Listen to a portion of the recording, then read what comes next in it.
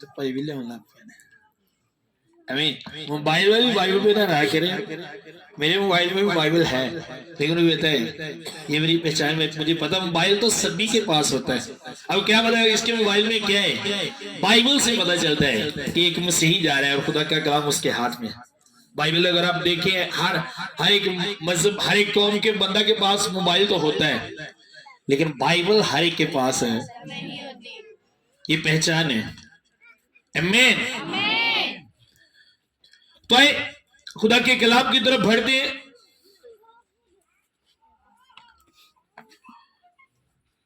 मैं चाहता हूं कि आप हर तरीके से खुदा के हर एंगल से खुदा के कलाम को समझें। जब एक मसीही को पता चल जाता है कि मैंने शैतान से बचना किस तरह है, मैंने खुदा से चलना, खुदा के साथ चलना किस तरह है, तो फिर वो खुदा के साथ हमेशा चलता रहेगा। लेकिन अगर पता नहीं एक मसीही को कि जो मुझे खुदा से अलग करता है वो किस तरह करता है, और अगर मुझे खुदा के साथ रहने तो किस तरह रहने, खुदा के साथ रहने के लिए मुझे क्या करना होगा, और जो मुझे अलग करती है वो कौन सी बातें, वो कौन से काम है। दुश्मन शैतान, जिसे इंसान का दुश्मन कहा गया, ज़हन में रखिएगा, दुनिया में अगर आपका कोई सबसे बड़ा दुश्मन है तो वो शैतान है। अक्सर लोग इंसानों को कहते हैं ये मेरा सब तो बड़ा दुश्मन है। नो, दुनिया में अगर आपका सबसे बड़ा कोई दुश्मन है तो वो कौन है? क्यों? क्योंकि खुदा का कलाम बताता है कि वो इंसान का दुश्मन है। इसलिए मैं जब भी यहां आने से पहले आपके लिए दुआ करता हूं। अब मैं मंडे को जाता नहीं, पहले मैं मंडे को जाता था घर चेंज करके आना, टीम के बच्चों को लेकर आना। अब मैं नहीं जाता, अब यहीं पे रहता हूं। आज भी यहां आने से पहले शाजिम भी आज हम दोनों दुआ कर रहे थे, और आज भी मैं खुदा से यही कह रहा था कि खुदा जो जरूरत है, जिससे कलीसिया की तरक्की हो, जिससे कलीसिया समझे, जिससे कलीसिया शैतान पर गालिब आए, जिससे कलीसिया का मसा बढ़े, कलीसिया बढ़े तुझमें वफादार हो, मुझे सिर्फ वही बातें दे खुदा। मुझे मुझे मुझे वो कलाम दे जिससे कलीसिया बढ़े, जिससे कलीसिया की तरक्की हो। आमीन।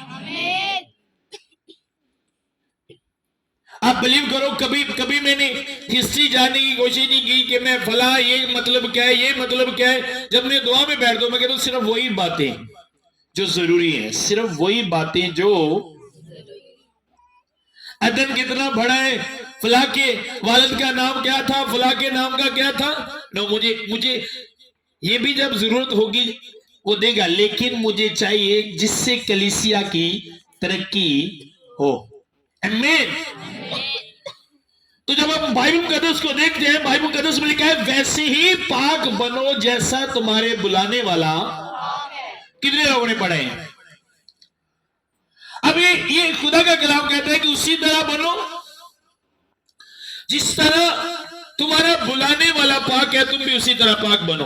अब ये खुदा का हुक्म है इंसान के लिए। अब मुझे पाक बनना है उस तरह, तो किस तरह हमने बनने? बाइबल में क्यों दी गई?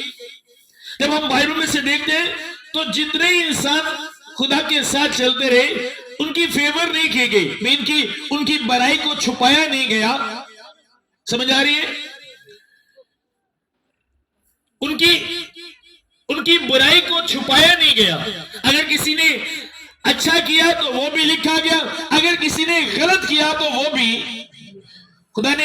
खुदा इंसान की तरफ नहीं कि जिसके साथ जो मोहब्बत करता है उसके ऐब छुपा ले, उसके गुनाह छुपा ले। नो, खुदा ऐसा नहीं है। हर तरह का कैरेक्टर बाइबल में लिखा गया। जिसने बदी छोड़ी खुदा के साथ चला, खुदा ने उसे बढ़ाया, और जिसने खुदा के साथ रहकर बदी की, खुदा ने उसे रिजेक्ट कर दिया। बाइबल हर एक क्यों लिखा गया? ताकि हम उस खुदा की नेचर को जाने, हम उस खुदा को समझे, और जो लोग खुदा के साथ चलते हुए गिर गए, खुदा के साथ रहकर उन्होंने जिंदगी डाली, हम उनके कैरेक्टर को भी देखें कि उनका कैरेक्टर किस तरह का था। और वो लोग जो खुदा के साथ रहकर सरफराज हुए, खुदा ने बढ़ाया, खुदा ने उनकी लाइफ में मिरेकल की, अपने जलाल दिखा, उनका कैरेक्टर कैसा था। खुदा तरफदारी करने वाला खुदा नहीं, आपको हर तरह का कैरेक्टर बाइबल में से मिलेगा और उस कैरेक्टर का रिजल्ट भी आपको बाइबल में से आप देख लोगे कि रिजल्ट क्या होगा इसके बाद, ये करने के बाद इसका रिजल्ट क्या होगा, ये भी आपको बाइबल का 10 में से मिलेगा। आमीन। मेरे साथ निकाले ज़बूर 119,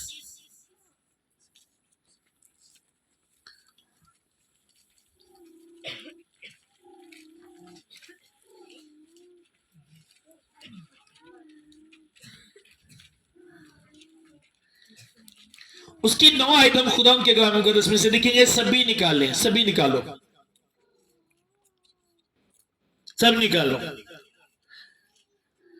अब अगर आप इस वर्ष को देखें तो जो पहला हिस्सा है उस पे सवालिया निशान भी आगे बना हुआ है, बना हुआ है नहीं, कितने लोगों के बारे में बना हुआ है। अब ये एक तरह का सवाल है जो खुदा का बंदा कर रहे हैं कि जवान अपनी रवश किस तरह पाक रखे। आगे सवालिया निशान बना हुआ है, ये सवाल है इसका, समझ आ रही है। मैं नहीं कह रहा, बाइबल में वो बना हुआ है आगे सवालिया निशान, नजर आ रहा है आप लोगों को। पहला, इस वर्ष के पहले हिस्से के आगे आप अगर देखें तो ये सवालिया निशान बना हुआ है। उसने कहा किस तरह, कैसे पाक रखे, क्योंकि ये नहीं कि सिर्फ आप लोगों के लिए कानून है, ये नए हैदराबाद में ये सिर्फ ये कानून है कि जिस तरह तुम्हारा खुदा पाक है तुम उसी तरह पाक बनो, बल्कि आप अहद अतीक में भी देखें, जिस दौर में भी जब भी इंसान ने खुदा के साथ रिलेशन बनाने की सोची, एक रिश्ता बनाने की सोची, तो खुदा का पहला जो उससे पहली बात यही कि जिस तरह मैं हूं उसी तरह तुम भी बनो। अब जब इन्होंने खुदा के साथ रिलेशन बनाया तो इनको पता था कि खुदा के साथ चलने के लिए हमें खुदा जैसा बनने, जिस तरह खुदा पाक है हमें भी उसी तरह पाक बनने। तो उसने कहा जवान अपनी रवशों को किस तरह पाक रखे, किस तरह, कैसे। आज भी कलीसिया में बहुत सी नौजवान बेटियां, बहुत से नौजवान बेटे, बहुत से ऐसे लोग मेरी खिदमत के अरसे में मेरे पास आए जिनका सवाल ये था, मैं चलना चाहता हूं खुदा के साथ, लेकिन क्यों नहीं चला जाता मुझसे, क्यों ऐसा नहीं होता, मुझसे ये गलती हो जाती है, मुझसे ये गलती हो जाती है। अभी पिछले दिनों मुझे कॉल आई एक बहन की, उसने कहा मेरी एक बेटी एक बेटा था, मैंने बैप्टिज्म लिया, तौबा की मैंने, मेरे हस्बैंड के साथ मेरी बनी नहीं, सुनो 2 बच्चे हो गए, उसने कहा मेरी हस्बैंड के साथ बनी नहीं, घर से भागी और जाकर मजहब चेंज कर लिया और गैर मजहब में शादी कर ली। जब उसने मुझे कॉल की, पहले तो मैंने 3-4 दिन, मुझे नहीं पता था क्यों ऐसा हो रहा था, 3-4 दिन वो मुझे व्हाट्सएप में कॉल करती रही, मैसेज करती रही, मैंने कोई रिप्लाई नहीं किया, कोई रिप्लाई नहीं। उसकी कॉल उठाने को मेरा दिल नहीं कर रहा था, लेकिन जब मैं अपने घर में बैठा, पिछले 2 दिन मैं घर में बैठा, तो उसने मुझे मैसेज किया कि प्लीज मेरी कॉल उठाएं। तो मैंने जब कॉल सुनी तो अब वो मुझे बता रही वो सारी स्टोरी, अब दुआ करो मुश्किलात हल हो जाए। मैंने कहा मैं ये कभी दुआ नहीं करूंगा, अब मुझे दुआ करके बताओ ये प्रॉब्लम क्यों है। मैंने कहा दुआ के बगैर मैं आपको बता सकता हूं कि ये प्रॉब्लम क्यों है, ये सजा है तेरी और अभी बढ़ेगी। और ये कैसे, अब ये कैसे होगा। मैंने कैसे कहा आप दोबारा से तौबा करो, उसके हजूर में आओ और जिस तरह वो कहता है उस तरह चलो, फिर तुम। मुझे समझ नहीं आई, इसे कहा ये कैसे हो गया, किस तरह हो गया, रीजन। उसे कहा कैसे, किस तरह। सुनो आगे जवाब क्या है, तेरे कलाम के मुताबिक उस पर निगाह रखने से मैं पूरे दिल से तेरा तालिब हूं, मुझे अपने फरमान से भटकने ना दे। मैंने तेरे कलाम को अपने दिल में रख लिया है ताकि मैं तेरे बरखिलाफ गुनाह ना करूं, तेरे खिलाफ गुनाह ना करूं। अब बचने के लिए, गुनाह से बचने के लिए, जब आप गुनाह करते हो तो लिखा है गुनाह में जब आप मेहनत करते हो तो उसकी गुनाह की मजदूरी क्या है, मजदूरी जो उसकी मिलती है आपको, उसका रिजल्ट जो आपको मिलता है वो मौत है। अब उसने कहा जवान अपनी रफ्शों को किस तरह पाक रखे, तेरे कलाम के मुताबिक उस पर निगाह रखने से मैं पूरे दिल से तेरा, पूरे दिल से, पूरे दिल को आप समझते हो, पूरे दिल को समझते हो, पूरा दिल समझते हो ना कि दिल वाली और केड़ी सुनो, पूरा दिल। आप पूरे दिल का तजर्बा करो। उसने कहा गुनाह से बचने के लिए मुझे क्या करना होगा, मैं पूरे दिल से तेरा ताल्बू, मुझे अपने फरमान से भटकने, मैंने तेरे कलाम को अपने दिल में रख लिया है ताकि तेरे खिलाफ गुनाह, अब अगर खुदा के खिलाफ गुनाह से बचना है तो उसके कलाम को अपने दिल में रखने और पूरे दिल से उसके तालब होने, पूरे दिल से। जब आप पूरे दिल से तालब हो जाते हो तो किसी तरह की कोई बात आप पे असर नहीं करती। कलीसिया कोई भी बात आपको हला नहीं सकती, कोई परेशानी, किसी की बातें, नो कुछ भी, कोई भी आपको हला नहीं सकता, किसी की बातें आपका रवैया नहीं बदल सकती, कुछ भी हो, कोई बात आप पे असर नहीं करेगी क्योंकि आपका पूरा दिल खुदा की तरफ लगा है और इंसानों की बातें आप पे कभी असर नहीं करेंगे। वो क्या कह रहे हैं, नो आपको कोई पता नहीं। समझ आ रही है? और दुआ क्या कह रहे हैं कि मुझे अपने फरमान से भटकने ना, सुनो, उसे पता था फरमान, उसके मुंह का फरमान, खुदा के मुंह का फरमान, खुदा के मुंह की बात। अब वो दुआ में क्या मांग रहे हैं, उसे मैं जान गया हूं मुझे पाक रहने के लिए तेरे कलाम पर निगाह रखनी होगी और पूरे दिल से तेरा ताल्लुक, पूरे दिल से। और अगर आप नोहा 3 बाप की 25 आयत पढ़े तो वहां पर लिखा है खुदा उन पर मेहरबान है जो उसके मुंतजिर है, और आगे लिखा है उस जान पर जो उसकी तालब। कितने लोगों ने पढ़ा है,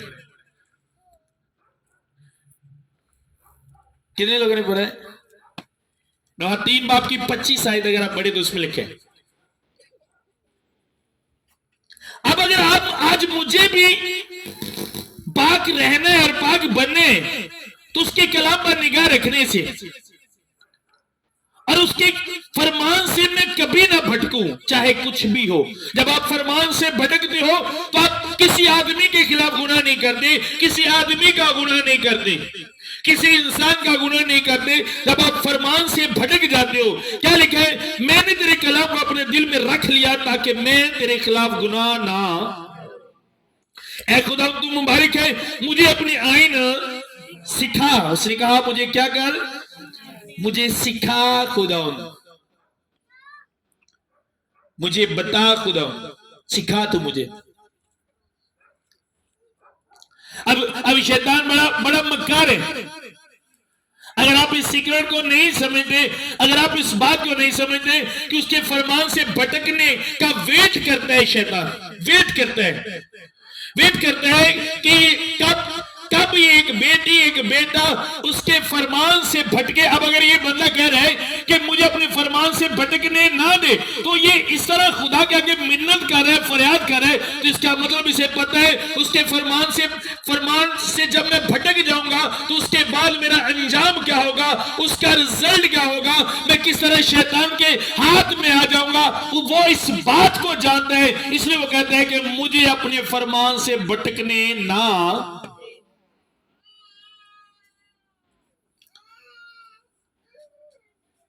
मुझे ना भटकने दे। मैंने तेरे कलाम को अपने दिल में रख लिया है, ना मुझे भटकने न दे, क्योंकि मैंने तेरे कलाम को अपने दिल में रख लिया है।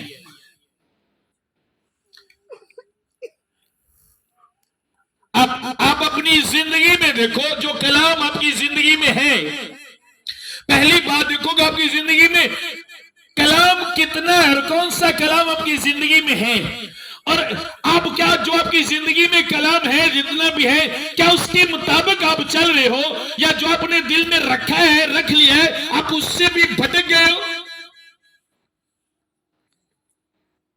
समझ आ रही है? आपने कभी नोट किया कि जो कलाम आप मंडे को सुनते हो या संडे को सुनते हो, बाकी दिनों में कभी नोट किया अपनी लाइफ में? क्या वो मैं उसे पूरा कर रहा हूं अपनी जिंदगी से?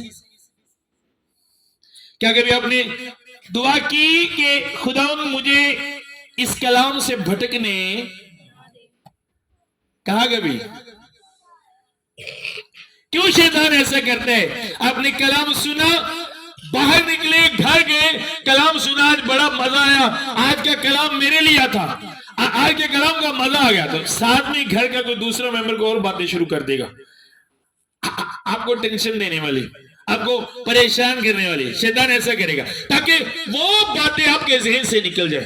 अगर ऐसा नहीं, ये दाव उसका नहीं चलेगा तो फिर वो दूसरा चलेगा।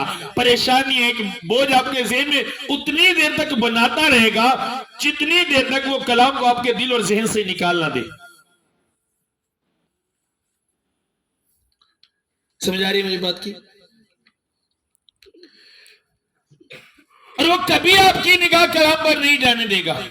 इसलिए तो खुदा के कलाम में खुदा ने यशुआ से कहा था कि शरीयत का ये कलाम तेरे मुंह से रात दिन तेरा ध्यान एदे ते ही, फिर तेनों सरफराजी दी राह नसीब। अब यही बात ही, जब वो कलाम पर निगाह रखेगा तो वो पाक रहेगा, और जो पाक होते हैं बाइबल में आप देखो वो सरफराजी को रिसीव करते हैं, कभी उनकी लाइफ में नाकामी, वो जिस काम को हाथ लगाते हैं खुदा उनको बढ़ाता है। मगर शैतान ऐसा करेगा नहीं। अगर मैं सीधे लफ्जों में आपको बताऊं, सादा लफ्जों में, तो कलाम आपके लिए एक ढाल है जो शैतान से आपको बचाता है। ये आपके लिए एक ढाल है,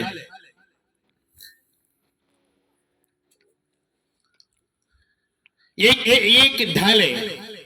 ये जो आप जिस्मानी मौत मरते हो ये एक वादा है, लेकिन रूहानी जिंदगी और मौत ये आपके हाथ में है।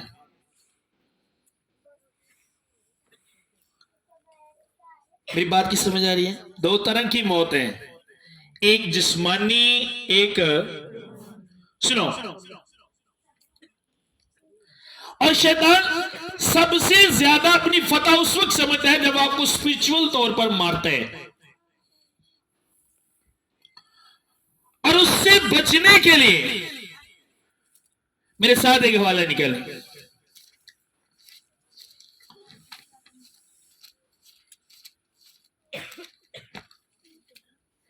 इफ्सियो निकाले मेरे साथ, अलसूल का खत, नीचे के नाम,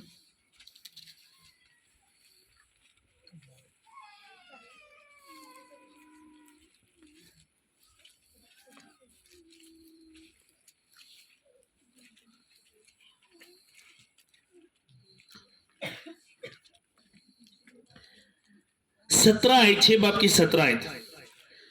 देखा आपने, जात का पुत्र और रूह की तलवार जो खुदा का कलाम है ले लो, ले लो। मैंने कहा ये एक तरह से कलाम आपकी ढाल है दुश्मन से बचने के लिए। उसे कहा ये तलवार है, और ये वो तलवार है जो शैतान के खिलाफ चलती है, और ये वो तलवार है जिससे शैतान डरता है, कलीसिया, जिससे शैतान भागता है। अगर ये तलवार आपके हाथ में है तो शैतान आपके आगे ठहर नहीं सकता। हाँ, वो दूर खड़े होकर बातें कर सकता है, लेकिन लड़ने के लिए कभी आपके पास नहीं आएगा। पहले वो क्या करेगा? पहले वो वार करेगा किसी ना किसी तरह। आप इस तलवार को छोड़ो, क्योंकि पता है जब तक तलवार आपके हाथ में है नो, वो आपसे कभी नहीं लड़ेगा। आमीन। ये आपकी ढाल है।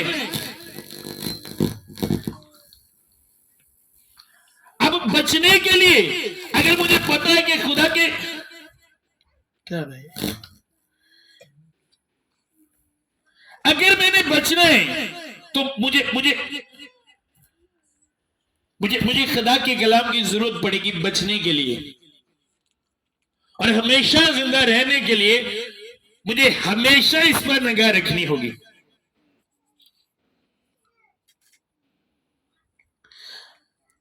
ज़बूर 119 उसके 133 आयत निकालें।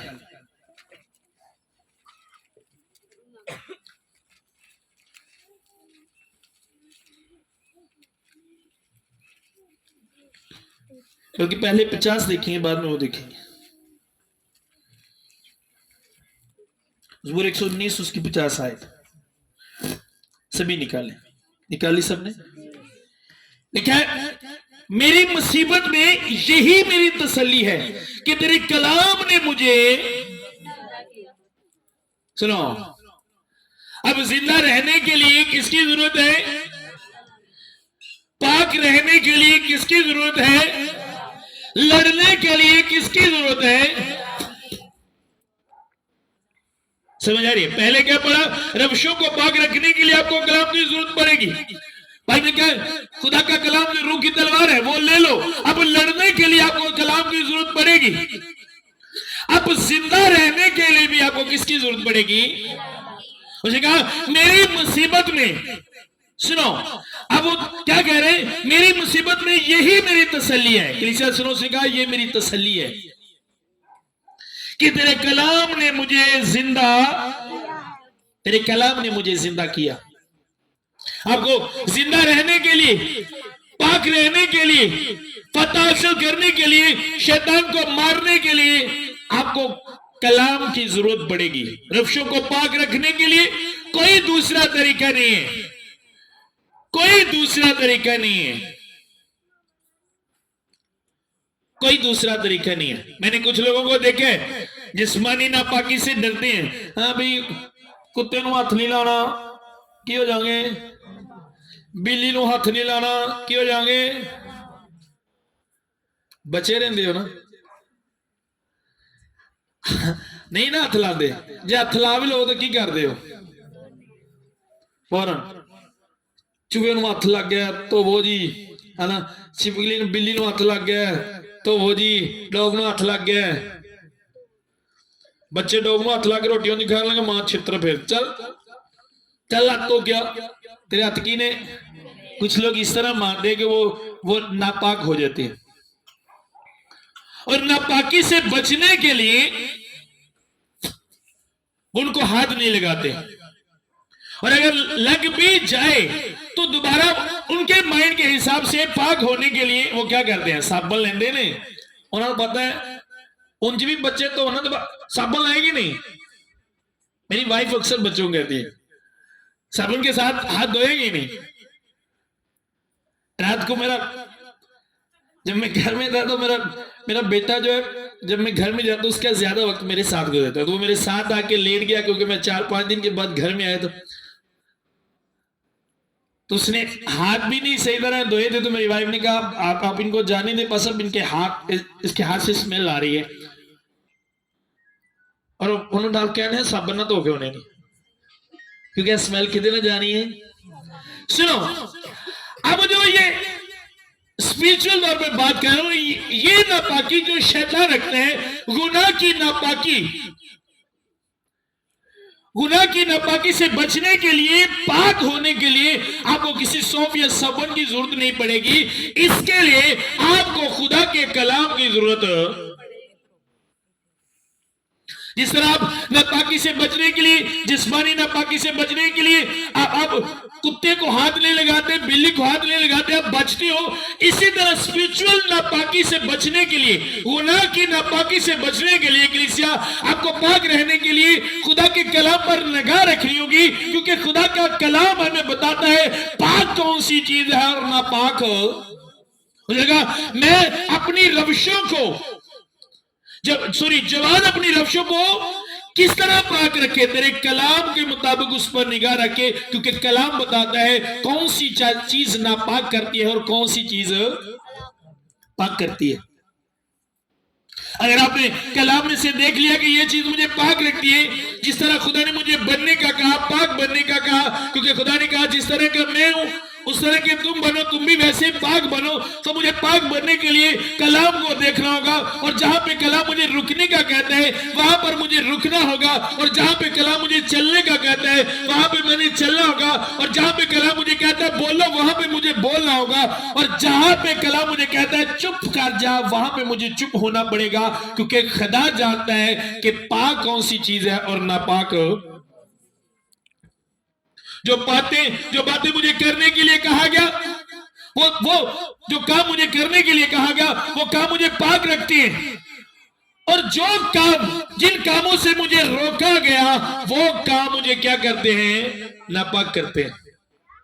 आज अगर मैं ऐसा कहूं कि बहुत से लोग कुत्ते नु हाथ भी नहीं लाया, बिल्ली नु भी हाथ नहीं लाया, डेटॉल ना आके आए ने फिर भी, तो ये झूठ नहीं होगा, ये झूठ नहीं होगा, वो फिर भी नापाक है। ये भाई कौन है, ये क्या उतारो,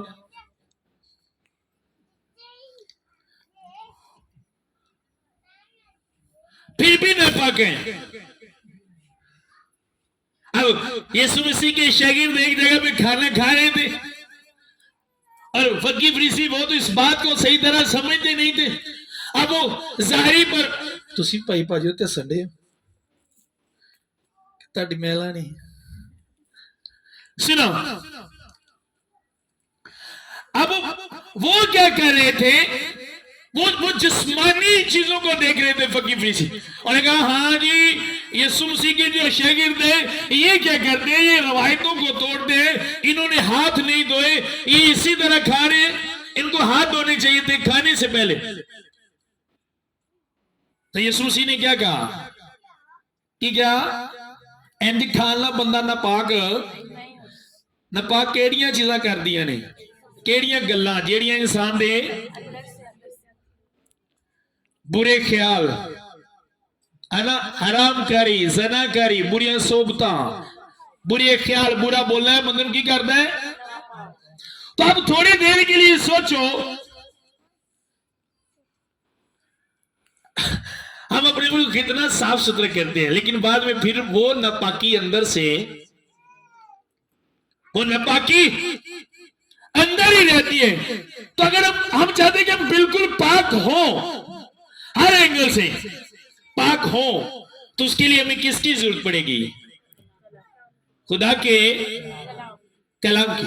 उस पर हमें निगाह रखनी होगी कि मैंने पाक रहने और पाक रहने के लिए मुझे खुदा के कलाम की जरूरत पड़ेगी।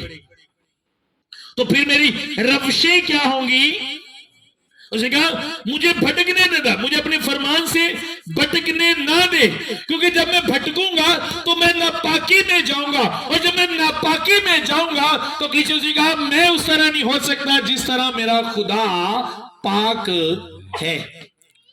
और आपको पता है आसमान की बादशाही में, जन्नत में, आसमान की बादशाही में वही लोग रहेंगे जो उसकी तरह हैं।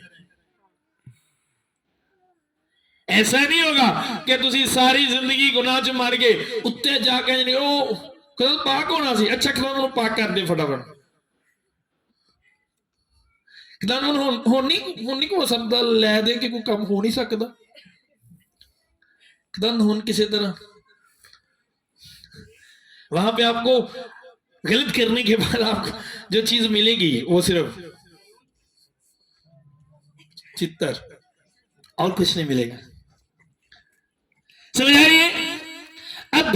अभी वक्त है पाक होकर जिंदगी गुजारने का, यही वक्त है पाक रहकर जिंदगी गुजारने का, यही वक्त है कलीसिया। और इसीलिए तो बाइबल मुकद्दस में मुख्तलिफ एग्जाम्पल दी यीशु मसीह ने, तमसीलें दी यीशु मसीह ने, ताकि इंसान उस बात को समझ जाए और वही पाक बनकर जिंदगी गुजारे। आप जो करते हो, जो कलाम में आपको करने का कहा गया, आप सोचो उसमें खुदा का क्या फायदा है। अगर आप झूठ बोलो तो खुदा का की नुकसान होता है। झूठ बोल के तो तुसी कोई समान की बाशी जो कोई चीज लिया के बेचते हो, क्या क्या करते हो आप उसका नुकसान। अगर आप झूठ बोलते हो तो खुदा का क्या नुकसान है, की नुकसान होता कर दे भाइयों, की नुकसान है खुदा का। और अगर सच बोल दो की फायदा है। अगर आप किसी को गाली देते हो तो क्या क्या नुकसान है उसका। आपने कभी नोट किया, एक बंदा बंदे के साथ नाराज होता है, खुदा के साथ नहीं, खुदा को बुरा लगता है। हालांकि खुदा तेरे ना तो सही है ना, वो तो मेरी गल है, तेरे ना तो ठीक है ना खुदा ना, वो तो मेरी गल है ना, वो तेरे ना थोड़ी आ, वो तो मेरी ओदे है ना, तेरे ना तो नहीं है। अब वो क्यों उसे बुरा लगता है? क्योंकि उसे पता है ये चीजें करने से जो मैं चाहता हूं वो कभी नहीं होगा, और वो ये चाहता है कि आप उसके साथ हमेशा रहें। और जब आप ऐसा करोगे आप उसके साथ कभी हमेशा नहीं रह सकते। जिस तरह आप चाहते हो कि आपका बच्चा डॉक्टर बने, आप चाहते हो कि आपका बच्चा स्कूल जाए, पढ़े। जब वो पढ़ता है तो आपको क्या फायदा है? एक वालिदैन को क्या फायदा है उसके पढ़ने में? वो पढ़ाई ਉਹਦੇ लिए पढ़ाई वड्डी जाती है। ऐ भाई हुण गुलफाम ने बीए किया, गुलफाम 7 क्लासा मुंह दे दे 7 तू ले ला, वंडियां जाणगियां? नो, जो नॉलेज है वो इसी के पास है, और जो कुछ बनेगा वो इसी के लिए है। लेकिन फिर भी वालिदैन की विश होती है, वो मेहनत करते हैं, डांटते हैं, मारते हैं। अच्छा, पढ़ने दे टाइम मोबाइल नहीं यूज करना, ओके। अभी मोबाइल यूज करने में उनका क्या नुकसान है? की नुकसान वालिदैन दा?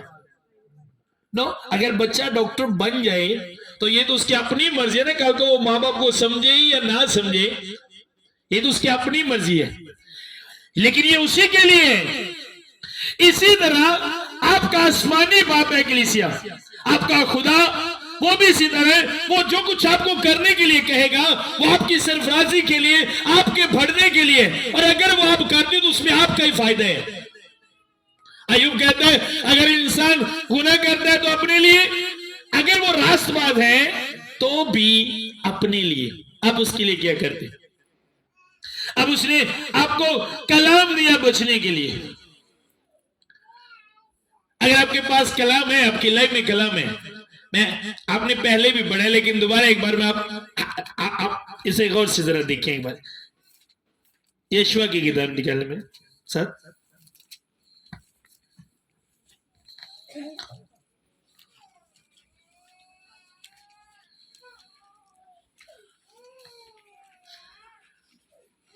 पहला बाप 5 से आगे पढ़ेंगे।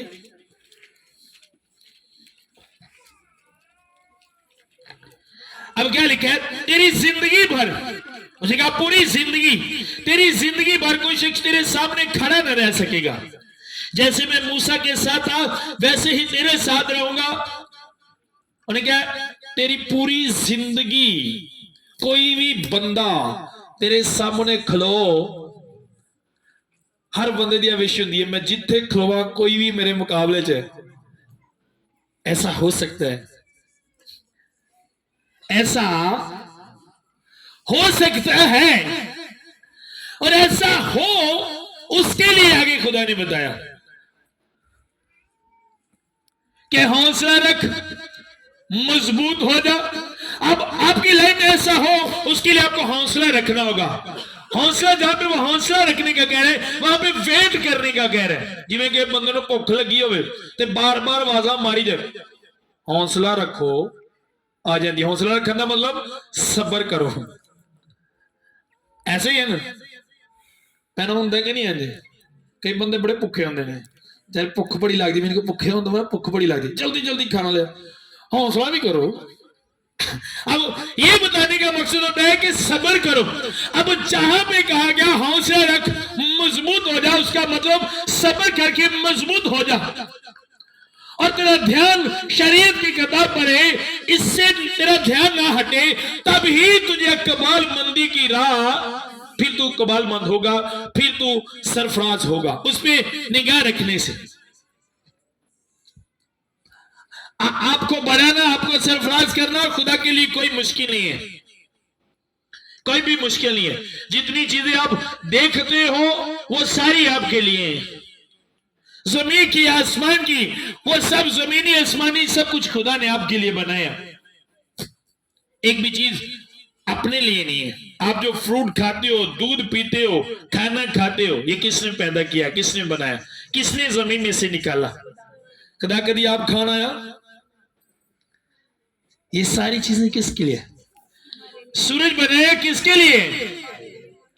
आपके लिए।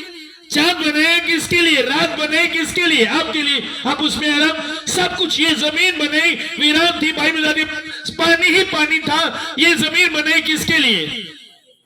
हवा चलती है किसके लिए? आपके लिए। बारिश आती है किसके लिए? आपके लिए। धूप किसके लिए? आपके लिए। ऑक्सीजन जिससे आप सांस लेते हो, जिंदा हो, किसके लिए? आपके लिए। कलीसिया, सब कुछ आपके लिए है। जो चीजें आपकी लाइफ में नहीं है वो भी आपके लिए है, लेकिन क्यों नहीं है हमने कभी नहीं सोचा, वो भी आपके लिए है। अब उदय वो भी आपके लिए है। मैं चैलेंज के साथ कहता हूं,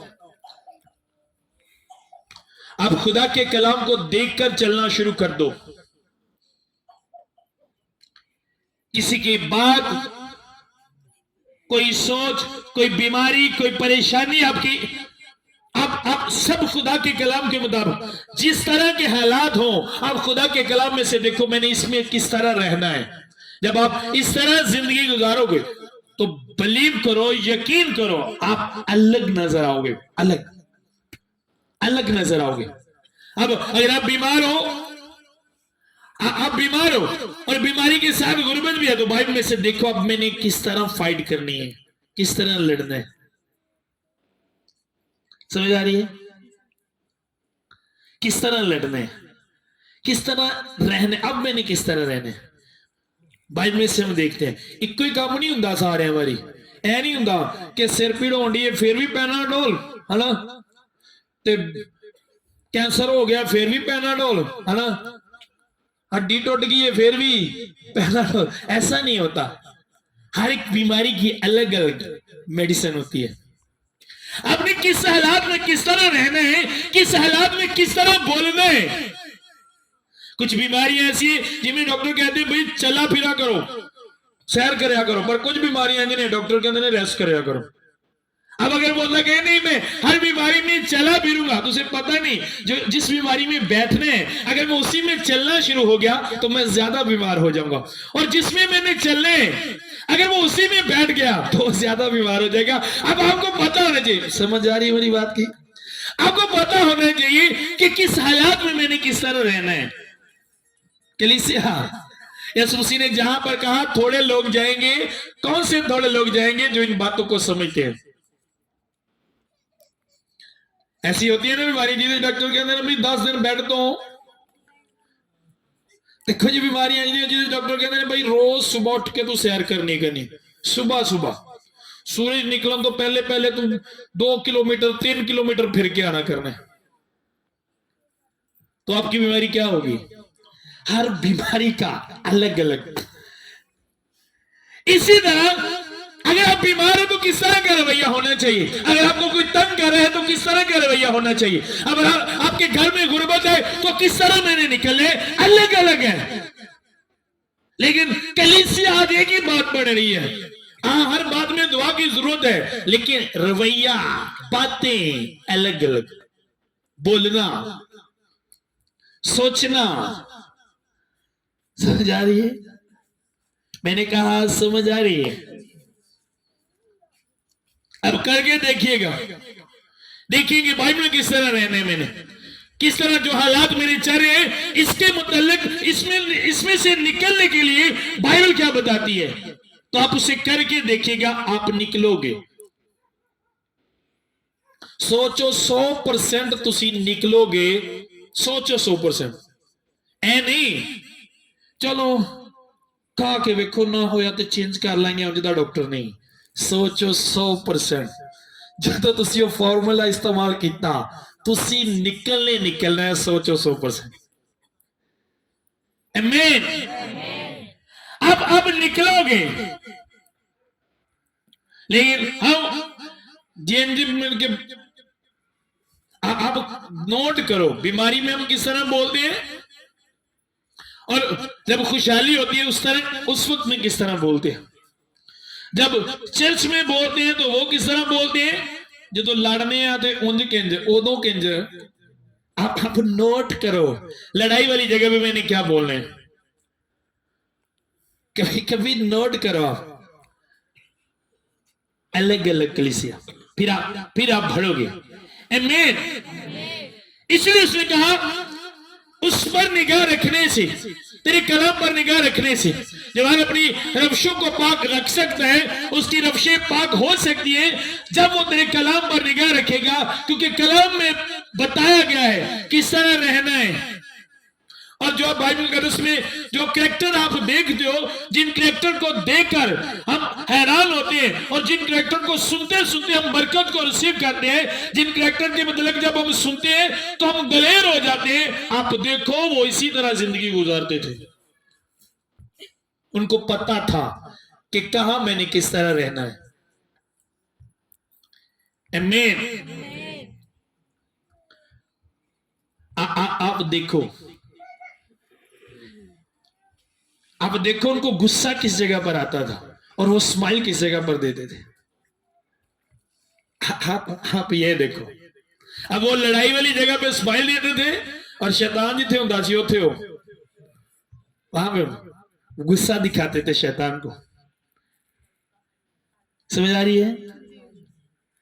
वो इंसानों की सब कुछ बर्दाश्त करते थे, लेकिन शैतान की एक भी, असि शैतान दियां सारियां बर्दाश्त कर लेने, बंदे दी खबरदार जे इस तो अगे कोई गल की तो मेरे तो बुरा को नहीं, आप ही दस रहे क्योंकि मैं महल्ले का सब तो बुरा बंदा वा, मेरे तो बुरा ते यही गल जे सामने क्या होवे, लड़न वाले ने क्या होवे कि भी तू बड़ा बुरा है, तो दिल करता सिर मार दे, आप ही अपने मुंह तारीफ करी जाने, मैं तो बुरा को नहीं है, मैं नंबर 1 दिया बुराई ते, मेरे तो बुरा कोई नहीं हो, है ना?